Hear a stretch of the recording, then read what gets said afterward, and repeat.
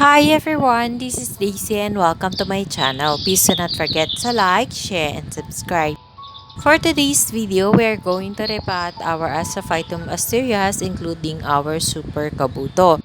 Some of them have outgrown their pots already, so we have to repot it on a bigger size, and they have been potted already in their pots for more than 6 months.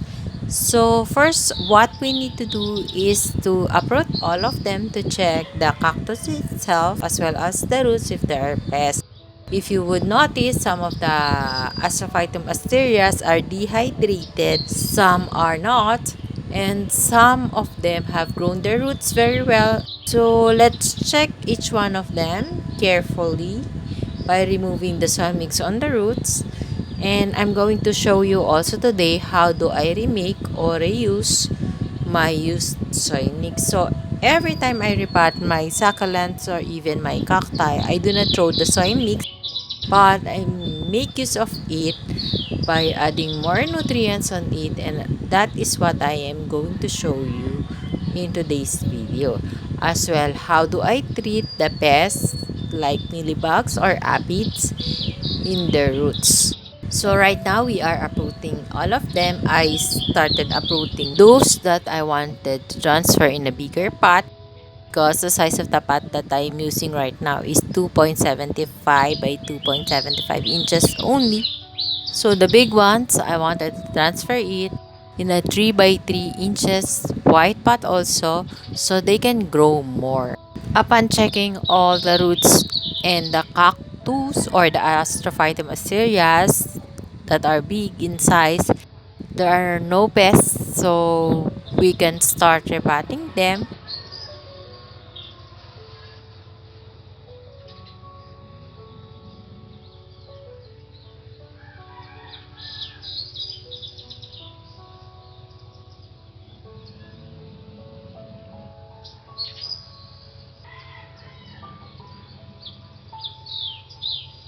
First, let's mix the soil mix that we got from the pot. And to make sure that there are no pests or ants in the soil mix, I gradually add cinnamon powder. I never use Starkle G or any fungicide or insecticides here in my garden. I just use the cinnamon powder to make the pests or the ants go away.